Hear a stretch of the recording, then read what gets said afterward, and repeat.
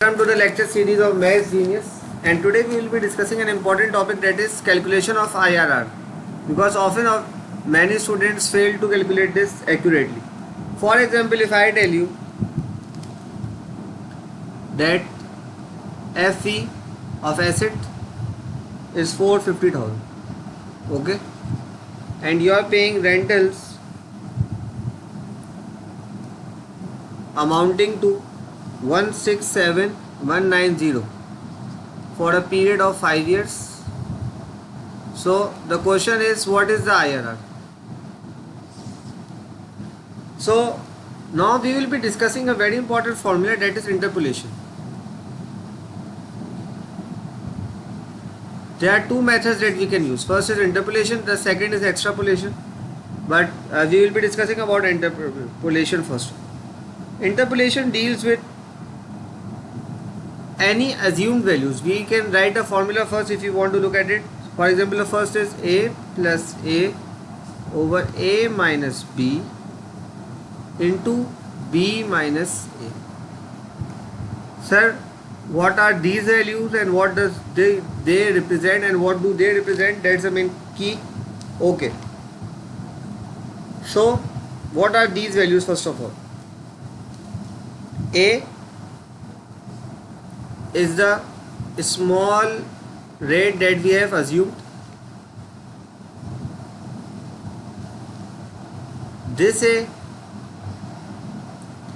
capital A, is the NPV at small rate.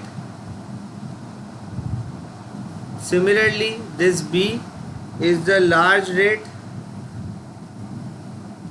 and this B is the NPV at the large rate that we have assumed, or the big rate or the large rate. So how we will be solving this question? So this example will really help you out. For example, 167,190, these are the rentals, right? So NPV of rentals, how we will be calculating it?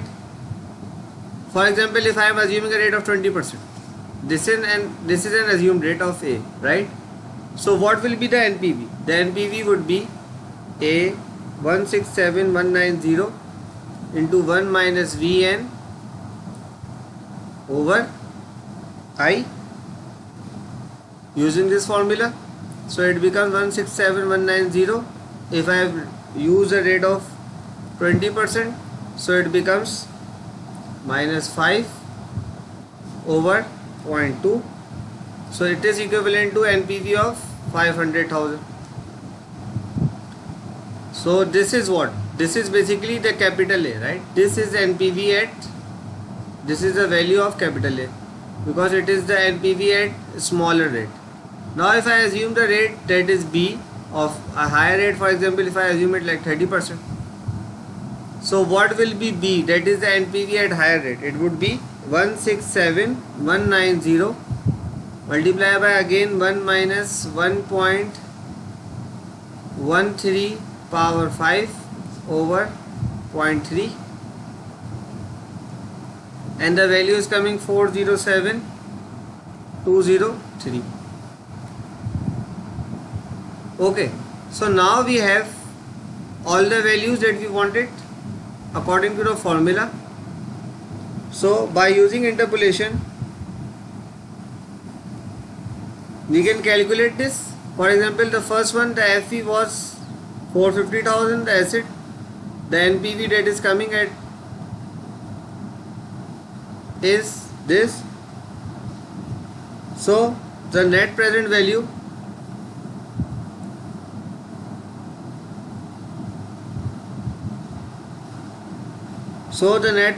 is what? Plus 50,000, because this is coming positive. Then this is at 20%. Then if I look at it 30%, what's happening? 450,000.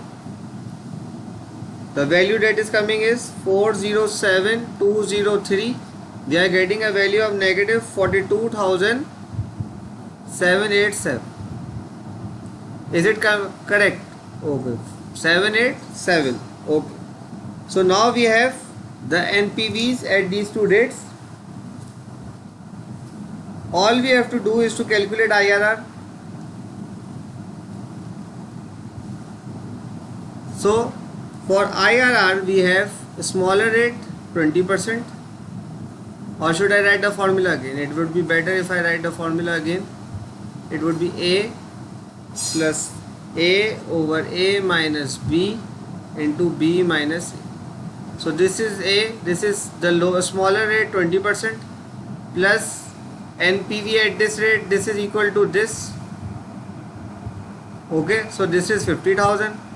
A minus B, A minus B, so we have 50,000 minus 42,787, so it becomes plus.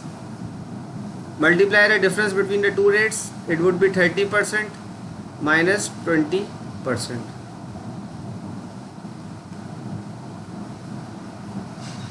It is basically 30% minus 20%. So these calculations, NPV for A and this is NPV for B. So these calculations we did it over here. This is the NPV that we have calculated, this is A that we have calculated, this is B that we have calculated. So we are getting a value 20% plus 50,000 divided by 92,787 multiplied by 10%. So we are getting an IRR of 25.38%.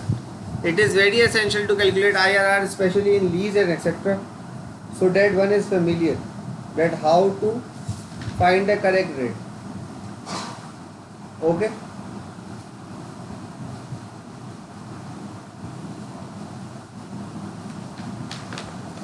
Okay, so I hope that you guys have understood this part.